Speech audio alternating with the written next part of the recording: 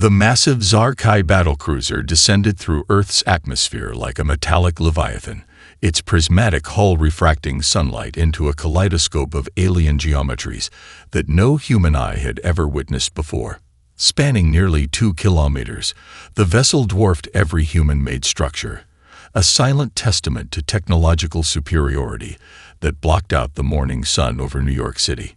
Inside the United Nations Emergency Council chamber, Maya Rodriguez felt something more than fear. Her fingers, calloused from years of quantum research, tapped an intricate rhythm against her tablet, a nervous habit that masked a mind racing faster than the alien technology now hovering above them. At 32, Maya was neither the youngest nor the most senior scientist in the room. But she was different. Where others saw an impossible challenge, she saw a complex problem waiting to be decoded. Her doctoral work on quantum communication had been dismissed as theoretical madness by her peers, right up until this moment. The chamber fell silent as Commander Krulax of the Zarkai Diplomatic Corps began to speak.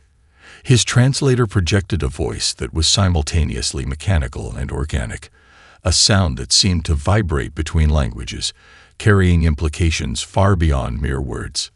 Representatives of Earth, Krulax intoned, his multifaceted eyes scanning the room with a predatory precision. The Galactic Concordance has completed its assessment of your species. Your technological development, while marginally impressive for a young civilization, requires immediate intervention. Intervention. The word hung in the air like a threat. United Nations Secretary-General Elena Martinez sat rigidly, her dark eyes fixed on the alien commander. Decades of diplomatic experience had prepared her for complex negotiations, but nothing could have prepared her for this moment. The global leaders assembled around her represented a cross-section of humanity. Nations that had historically struggled to agree on anything now united by the singular pressure of first contact. Maya's attention wasn't on the political drama unfolding. Her eyes were locked on the communication matrix displayed on her quantum tablet. Most would see an incomprehensible stream of data, but to her, it was a living, breathing language of mathematics and quantum probabilities. Something was off. The Zarkai communication protocol contained subtle inconsistencies, micro-variations that suggested a system far more complex and potentially vulnerable than its creators realized. Each transmission carried embedded layers of information, like Russian nesting dolls of data. Most would see this as a sign of advanced technology. Maya saw it as an opportunity. The Concordance has determined, Krulax continued, that Earth will be placed under immediate technological restriction. Your current developmental trajectory presents potential risks to galactic stability. Direct intervention is mandatory. A ripple of tension swept through the chamber. Technological restriction meant more than just limitations. It was a death sentence for human innovation. Maya's fingers continued their intricate tapping. To an observer, it might have seemed like simple nervousness. In reality, she was running quantum algorithms through her tablet, parsing the alien communication in real time. The room waited. Diplomats held their breath. Military advisors tensed, hands hovering near communication devices. The fate of humanity seemed suspended in this moment. And then Maya smiled. It was not a smile of surrender, but of profound recognition. The communication matrix wasn't just a message, it was a key. A complex, multi-dimensional key that could potentially be turned against its own creators. Commander Krulax paused, sensing something shift in the room's atmosphere. His sensory apparatus detected an anomalous quantum fluctuation that shouldn't have been possible. Humans weren't supposed to be capable of this level of comprehension. "We will require immediate compliance," the alien commander stated, "or face comprehensive technological suppression." Maya leaned forward slightly, her smile growing. The first move in a game far more complex than the Zarkai could imagine had just been made. First contact was never going to be what anyone expected. Humanity was about to prove that. 48 hours after the Zarkai ultimatum, the world looked nothing like it had before. Research facilities that once guarded their discoveries like competing kingdoms now operated as a single distributed neural network. The transformation was as much psychological as technological. Humanity's response to extinction-level threat. Dr. Elena Nakamura stood in the converted underground research complex beneath Stanford University, her workspace a controlled chaos of holographic displays and quantum computing arrays. Once the most competitive research environments had been seamlessly merged, their firewalls dismantled, their resources pooled into a single, unprecedented collaborative effort. "We're not just building a technology," she muttered, adjusting a quantum entanglement modulator. "We're building a revolution." The Black Ops team assembled around her was anything but traditional. Dr. Raj Mehta, a theoretical physicist who had been blacklisted from 3 major research institutions for radical theories. Captain Jack Harper, a former military intelligence strategist with a reputation for unconventional problem-solving. Dr. Yuki Chen, a quantum cryptography expert who had spent the last decade developing communication systems that defied conventional understanding. Their mission was simple, yet impossible. Develop technologies so revolutionary that they would force the galactic powers to recognize humanity's potential. The Zarkai communication matrix isn't just a language, Dr. Medvedev explained, his fingers dancing across a holographic interface. It's a living system. Every transmission carries multiple layers of information, quantum states that exist in probabilistic domains we've never explored. Captain Harper leaned in, his military-trained mind translating scientific complexity into strategic potential. "You're saying we can hack their entire communication infrastructure?" "Not hack," Elena corrected. "Understand. And then redefine." The first breakthrough came unexpectedly. A junior researcher named Marcus Rodriguez, Maya's younger brother, discovered a quantum resonance pattern while analyzing historical radio telescope data. What seemed like background noise was actually a complex communication protocol embedded in the fabric of space-time itself. "It's like they've been broadcasting their weakness this entire time," Marcus whispered, his hands trembling as he realized the implications. The team worked in shifts that blurred the lines between day and night. Satellite networks were quietly reconfigured. Quantum computers solved problems that had stumped alien civilizations for centuries. What the Zarkai saw as a technological restriction became humanity's greatest opportunity. Global cooperation emerged from the most unlikely sources. Tech giants who had once competed now shared resources. Military research facilities opened their most classified archives. Universities suspended traditional academic boundaries. The entire planet had become a single, distributed research organism. Dr. Chen's breakthrough came 3 weeks into their insurgency. She discovered that the Zarkai communication matrix contained inherent mathematical inconsistencies, subtle vulnerabilities that could be exploited through quantum entanglement techniques. "They've built a communication system so complex that it's become its own weakness," she explained during a global secure transmission. "It's like a language so intricate that it creates its own translation errors." Captain Harper saw the military potential immediately. "We're not just developing a communication technology. We're creating a systematic way to understand and potentially manipulate alien information networks." The Global Research Initiative operated like a living organism. Each discovery, each breakthrough fed into a central knowledge repository that grew more complex by the hour. Traditional hierarchies dissolved. A junior researcher in Sao Paulo could contribute a critical insight that would be integrated and analyzed by teams in Tokyo, Moscow, and Cape Town within minutes. By the end of the first month, they had transformed what the Zarkai intended as a technological prison into humanity's most powerful weapon: collective innovation. Elena Nakamura looked at the team assembled around her, a group that represented the most diverse and dynamic research collective in human history. They weren't just developing a technology. They were rewriting the rules of technological development itself. "We're going to make them understand," she said quietly. "That restriction is just another word for opportunity." Outside the research complex, the first prototype of the resonance protocol hummed with potential, a quiet revolution waiting to be unleashed. The Quantum Dynamics Research Facility looked like nothing special from the outside. A nondescript building nestled in the mountains of Colorado, deliberately designed to blend into the landscape. Inside, reality itself seemed to bend. Dr. Marcus Rodriguez stood before a wall of quantum computing arrays, his breath caught between excitement and terror. The simulation had been running for 72 consecutive hours, pushing the boundaries of what humanity understood about communication and information transfer. Initiating final quantum cascade, he announced into the facility's communication system. The room held its breath. At precisely 3:17 a.m. Mountain Standard Time, everything changed.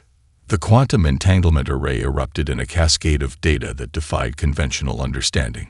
Holographic displays flickered with patterns that were simultaneously mathematical equations, linguistic structures, and something entirely new. Marcus watched as the resonance protocol, their most ambitious project, began to reveal itself. What started as a deep space communication experiment quickly became something far more profound. Dr. Elena Nakamura, monitoring from a secure communication hub in Silicon Valley, saw the first indications that they had done something impossible. The communication matrix they had been studying was not just a language or a technology. It was a living system, one that could be understood, manipulated, and potentially rewritten. "We're receiving something," Marcus muttered, his voice a mixture of scientific precision and barely contained wonder. "It's not just data. It's alive." The breakthrough wasn't just technological. It was philosophical. The Zarkai communication protocol, which they had believed to be an impenetrable fortress of alien technology, began to unravel like a complex mathematical knot. Each layer of encryption became a window into a new understanding of information itself. In the global research network, alarms began to sound, not warnings of danger, but signals of unprecedented discovery. Dr. Raj Mehta, watching from a secure facility in Mumbai, began to laugh. It was a sound of pure, unadulterated scientific triumph. "They never considered," he said to no one in particular, "that we might not just understand their language, but speak it better than they do." The live stream began accidentally. A junior researcher's monitoring system accidentally broadcast the entire sequence to a global network of scientific forums, social media platforms, and secured government channels. Within minutes, the world was watching humanity's most significant technological breakthrough. The video captured a moment of pure scientific poetry. Quantum computing arrays dancing with impossible light. Holographic displays showing communication patterns that seemed to breathe and pulse with their own intelligence. And at the center of it all, Marcus Rodriguez, looking both terrified and exhilarated. "We're in," he whispered. The words would later become a rallying cry for a new era of human innovation. The Zarkai's intelligence networks began experiencing unexplained glitches simultaneously across multiple star systems. Communication relays started transmitting bizarre, fragmented data. What had seemed like an impenetrable technological barrier was now revealing itself to be surprisingly vulnerable. Captain Jack Harper, watching from a secure military communications center, saw the strategic implications immediately. This wasn't just a technological breakthrough.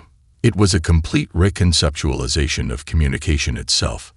They built a system so complex, he told his team, that its complexity became its greatest weakness.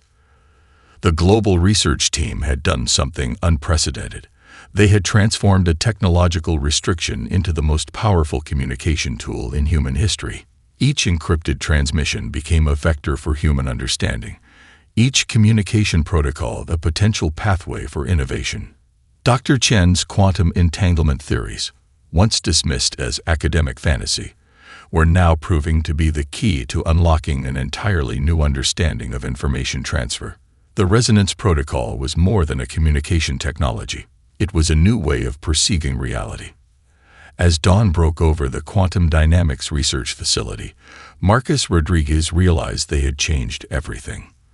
The Zarkai's attempt to restrict human technological development had just become the greatest mistake in galactic history. Humanity was no longer just listening. They were about to start speaking. Marcus Chen moved like a ghost through the corridors of global diplomacy. Once a mid-level intelligence operative, He had transformed into humanity's most unconventional diplomatic weapon. His office, if it could be called that, was a converted shipping container located in the neutral zone between several international research facilities, its walls lined with holographic displays showing a complex web of galactic political connections.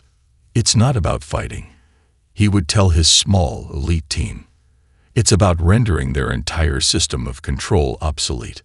The Galactic Concordance had expected humanity to react with military posturing or technological aggression. Instead, they received something far more dangerous: strategic empathy. Chen's first target was the Vornak Archipelago, a collection of resource-poor star systems brutally marginalized by the Concordance's economic policies. Where traditional diplomatic approaches would have offered military support or economic incentives, Chen presented something revolutionary: genuine partnership. His approach was meticulously crafted.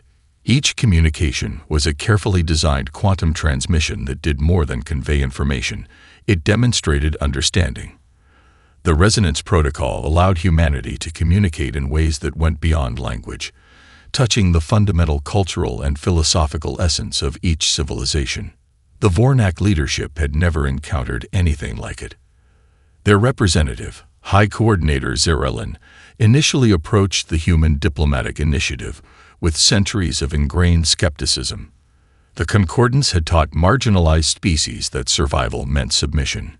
Chen's proposal suggested something entirely different: collaborative potential.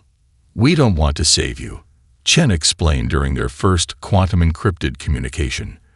"We want to understand you completely." It was a radical departure from every diplomatic approach the galactic community had ever witnessed. The holographic representation of Zerelin shifted, a subtle movement that spoke volumes to those trained to read interspecies communication. Curiosity had replaced defensive posturing. Chen's team wasn't just a diplomatic mission. It was a carefully assembled group of experts who represented the most diverse and adaptive intelligence humanity could muster. Dr. Imani Okik, a xenolinguistics expert who could decode communication patterns at a molecular level. Rafael Rodriguez, a quantum communication specialist who understood technology as a living, breathing ecosystem. Their strategy was elegant in its simplicity. They didn't seek to replace existing power structures. They sought to render them irrelevant by creating something more compelling. Each diplomatic engagement became a quantum chess match. Where the Concordance saw resources to be extracted, humanity saw potential partnerships. Where traditional galactic diplomacy relied on threat and control, Chen's approach offered genuine collaboration. The Vornak were just the beginning. Chen's team identified dozens of marginalized species, each one a potential node in a new kind of galactic network. They didn't offer military support or technological superiority. Instead, they provided something far more dangerous: a vision of mutual growth. Small colonies began to listen.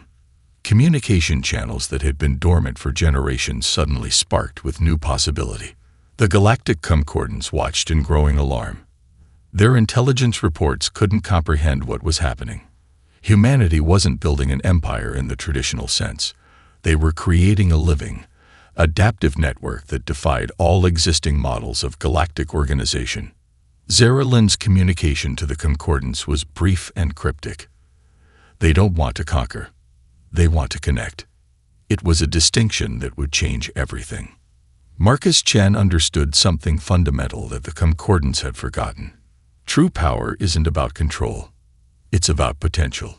Each species they engaged became not a subject, but a collaborator. Not a resource to be managed, but a unique intelligence to be understood. As the first successful diplomatic engagements began to spread, a new model of galactic interaction emerged. It wasn't a hierarchy. It was a network. Fluid, adaptive, alive. The game had changed, and humanity had just made the first move. The asteroid belt between the Kepler and Orion sectors had always been considered a dead zone, a vast, inhospitable region where only the most desperate species survived. Now it became the unlikely birthplace of a galactic revolution. Dr. Elena Nakamura stood on the observation deck of the Horizon Station, a massive research platform that was part scientific facility, part diplomatic hub. Through the quantum-reinforced windows, she watched as representatives from 12 different species gathered, each one previously considered too marginal, too different to matter in the grand galactic political landscape. The Resonance Protocol wasn't just a communication technology. It was becoming a cultural catalyst. Take the Krelvax, for instance, a silicon-based life form from a high-gravity world. They had been relegated to mining colonies for centuries. Traditional galactic powers saw them as nothing more than expendable labor. Humanity saw potential engineers who could solve complex structural challenges that no carbon-based species could even comprehend. Or the Syndrel, a collective consciousness that existed across multiple quantum states. Previous attempts at communication had failed spectacularly. The human team, led by Dr. Imani O'Keefe, had developed a communication matrix that could translate not just language, but entire experiential frameworks. "We're not creating an alliance," Marcus Chen explained during the initial conference, his holographic projection shifting to match the communication preferences of each species. "We're building a living network." It was more than rhetoric. Each species brought something unique. The Krelvax's extraordinary material engineering, the Syndrel's quantum computational abilities, the bioadaptive technologies of the Xornath. Humanity's role wasn't to lead, but to facilitate, to create the conditions where these diverse capabilities could interact and evolve. Dr. Rafael Rodriguez managed the technological infrastructure. His team had developed adaptive communication nodes that could reconfigure themselves in real time, creating a communication network that was more like a living organism than a traditional communication system. The first true test came unexpectedly. A massive solar storm threatened to destroy 3 marginalized colony systems, exactly the kind of event the Galactic Concordance would have ignored. The newly formed network responded with a speed and efficiency that defied all previous galactic rescue protocols. Krelvax engineering teams designed emergency habitat shields. Syndrel quantum computational networks predicted and mitigated solar radiation patterns. Human coordination teams managed the complex logistics. What would have been a potential extinction-level event became a demonstration of collaborative potential. The Horizon Station became more than a research facility. It was a proof of concept, a working model of what galactic cooperation could look like when freed from traditional hierarchical constraints. Dr. Nakamura watched as representatives from species that had never spoken to each other before now collaborated on solving complex challenges. A Xornath biotechnician discussed adaptive environmental systems with a Krelvax structural engineer. A Syndrel collective representative worked alongside a human quantum physicist. The Resonance Protocol had become something more than a communication technology. It was a cultural translation system that could bridge not just language, but entire ways of perceiving reality. Marcus Chen's diplomatic team had done something unprecedented. They weren't building an empire in the traditional sense. They were creating a living, adaptive network that defied all existing models of galactic organization. Intelligence reports from the Galactic Concordance became increasingly confused. Traditional metrics of power, military strength, resource control, technological superiority no longer applied. This new network operated on entirely different principles: collaboration, mutual growth, adaptive potential. As the first successful collaborative projects began to emerge, something remarkable happened. Species that had been isolated for generations began to see themselves not as marginal, but as critical components of a larger, more complex system. The asteroid belt, once considered a dead zone, was transforming into the most dynamic region of galactic development. "We're not just sharing technology," Dr. Nakamura said quietly to Chen. "We're sharing possibility."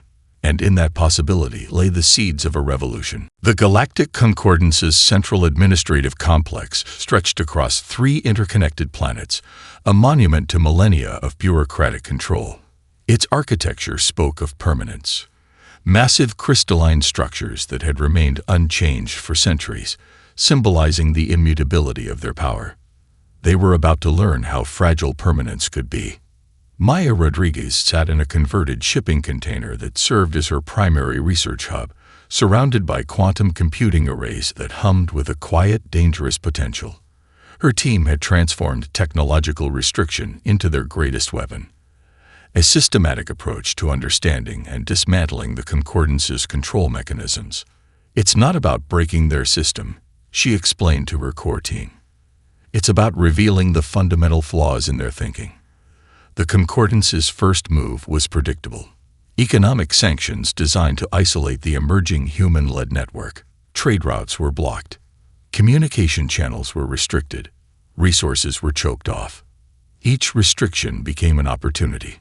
Dr. Raj Mehta's economic modeling team turned the sanctions into a complex optimization problem.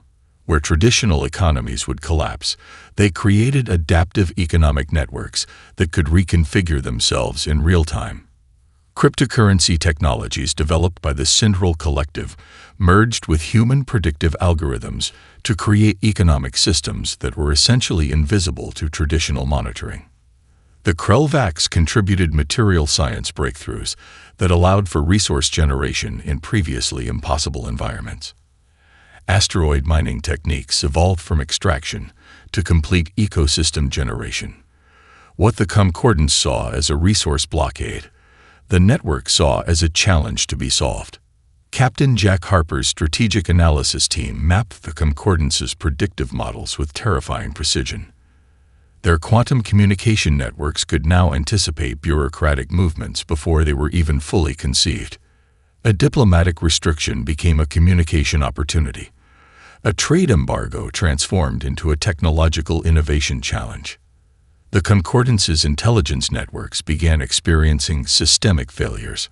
Reports from their monitoring stations became increasingly fragmented and nonsensical. Their most secure communication channels started leaking information in ways that defied conventional understanding. Maya's breakthrough came from an unexpected direction. By mapping the quantum communication protocols used by the Concordance, she discovered something profound.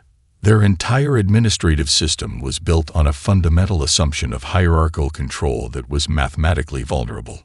They've created a system so complex, she told her team, that its complexity has become its greatest weakness. Each attempt to restrict the human-led network backfired spectacularly. Communication blackouts revealed new quantum communication techniques. Economic sanctions sparked innovations in resource generation and distribution that made traditional economic models look primitive. The Horizon Station became the epicenter of this systemic subversion. What had started as a research and diplomatic hub was now a living laboratory of galactic reimagination. Species that had been marginalized for generations were now solving challenges that the Concordance had deemed unsolvable. Marcus Chen's diplomatic team operated with a level of strategic flexibility that confounded traditional intelligence analysis. They weren't fighting the system. They were rendering it irrelevant. A Concordance intelligence report captured the growing panic. The human-led network does not conform to any known model of galactic organization. They are not building an empire. They are creating something else entirely. Dr. Elena Nakamura understood the deeper implication. This wasn't just a technological or diplomatic challenge.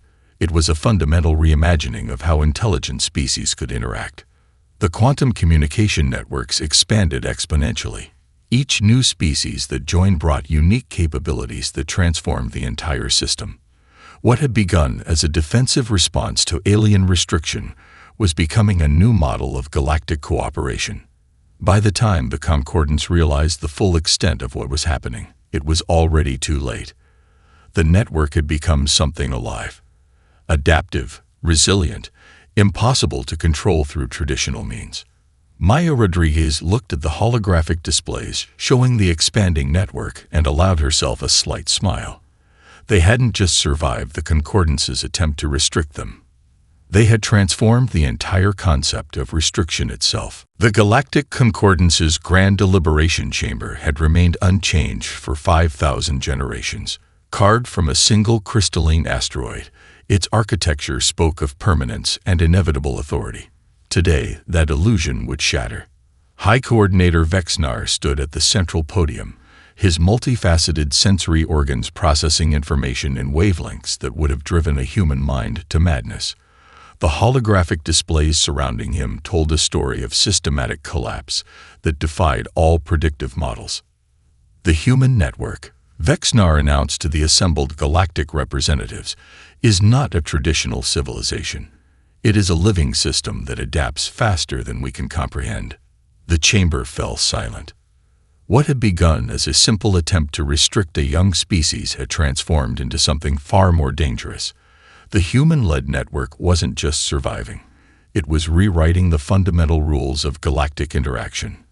Dr. Elinda Nakamura watched the proceedings from the Horizon Station, her quantum communication arrays capturing every microscopic detail of the Concordance's deliberations. Beside her, Marcus Chen analyzed the diplomatic undercurrents with the precision of a surgeon. "They're realizing," Chen murmured, "that power is no longer about control. It's about connection." The turning point had come gradually, and then all at once. Economic systems first showed the cracks. Species previously trapped in extractive relationships began finding new pathways of mutual growth. The Krelvax mining collectives developed resource generation techniques that made traditional planetary exploitation look primitive. Syndrol quantum networks created communication platforms that rendered old bureaucratic channels obsolete. Maya Rodriguez's predictive modeling team had done something unprecedented. They had created an adaptive intelligence network that could anticipate systemic challenges before they fully emerge.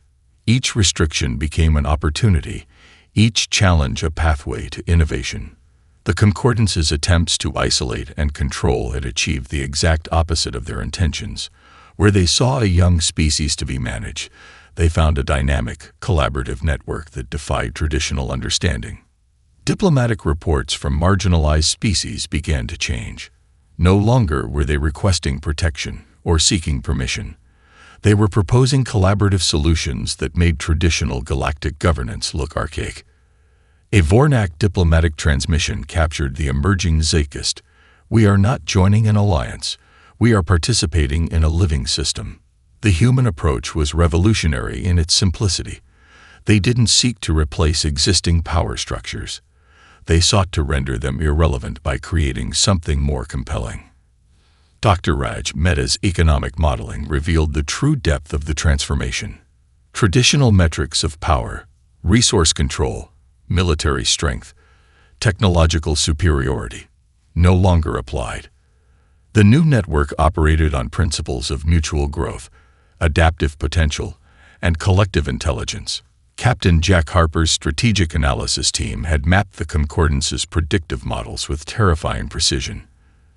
Their quantum communication networks could now anticipate bureaucratic movements before they were even fully conceived. In the Grand Deliberation Chamber, High Coordinator Vexnar realized the fundamental shift. This wasn't just a challenge to their authority.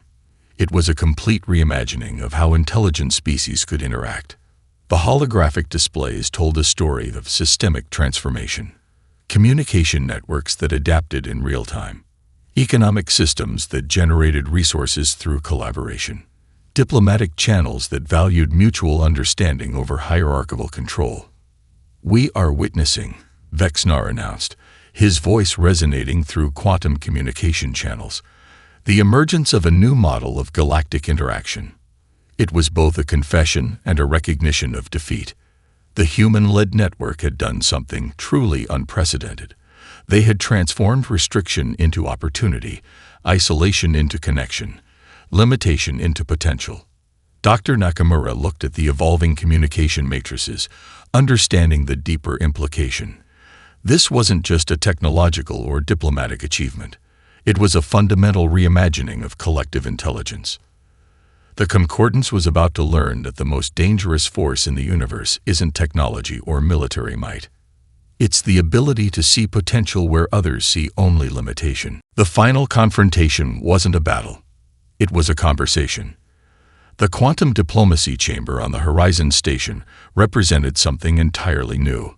A meeting space designed not for negotiation, but for genuine understanding.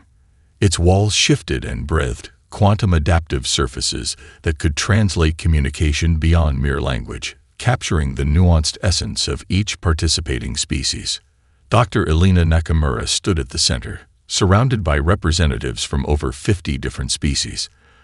The Galactic Concordance delegation occupied one side of the chamber, their once imposing presence now seeming almost diminished. High Coordinator Vexnar's multifaceted sensory organs moved with a mixture of curiosity and reluctant respect. The human approach had done something no military campaign or technological weapon could have achieved. It had fundamentally altered the way galactic civilizations understood themselves. "We did not come to conquer," Dr. Nakamura began, her voice translated simultaneously across multiple communication spectrums. "We came to connect." The chamber fell silent. Maya Rodriguez had spent years developing the communication matrix that made this moment possible. The resonance protocol was more than a technology. It was a philosophical framework that transformed communication from a transactional exchange to a living, adaptive process. Marcus Chen, standing just behind Nakamura, represented the diplomatic complexity of their approach. Where traditional diplomacy saw interactions as zero-sum games, their network had demonstrated that true potential emerged from collaborative complexity. The Concordance's representative spoke next. "We anticipated resistance. We expected conflict. We found something we did not understand." It was as close to an admission of failure as the Concordance had ever made. The gathered species represented a cross-section of galactic diversity that would have been impossible mere years earlier. The Syndral Collective, existing in multiple quantum states. The silicon-based Krelvax engineers, crystalline intelligence networks. Carbon-based, energy-based, thought-based entities, all participating in a conversation that transcended traditional communication. Dr. Raj Mehta's economic models had proven that collaboration generated more value than extraction. The network they had created wasn't just an alternative to the Concordance. It was a living demonstration of a fundamentally different approach to collective intelligence. "We are not replacing your system," Maya Rodriguez explained, her quantum displays showing intricate pathways of potential interaction. "We are demonstrating what's possible when potential is truly recognized." Captain Jack Harper's strategic analysis revealed the deeper truth. This wasn't about winning or losing. It was about evolution. The resonance protocol had become something more than a communication technology. It was a cultural translation system that could bridge not just language, but entire ways of perceiving reality. Each species brought unique capabilities, and the network amplified those capabilities through collaborative potential. High Coordinator Vexnar's response was unexpected. "We have governed for 5,000 generations," the coordinator stated, "and we have never truly seen potential." It was both an admission and a surrender. The Horizon Station, once a marginal research platform, had become the de facto center of a new galactic paradigm. Not an empire, not a political structure, but a living, adaptive network of mutual growth. Dr. Nakamura understood the profound implication. They hadn't conquered. They had demonstrated a more compelling way of existing. "Collaboration," she said quietly, "is the most advanced technology in the universe." The chamber resonated with the truth of those words. Species that had been isolated for millennia now saw themselves as part of something larger, not through force or hierarchy, but through genuine understanding. The Concordance would continue to exist, but its role had fundamentally changed. No longer a controlling entity, but a facilitator of potential. Marcus Chen caught Maya Rodriguez's eye. They had done something unprecedented. They had transformed a potential extinction into a galactic renaissance. Outside the chamber, the quantum communication networks continued to expand. Each interaction, each connection adding another layer of complexity, another pathway of potential. Humanity had been shut out of the Council. They had built something far more important.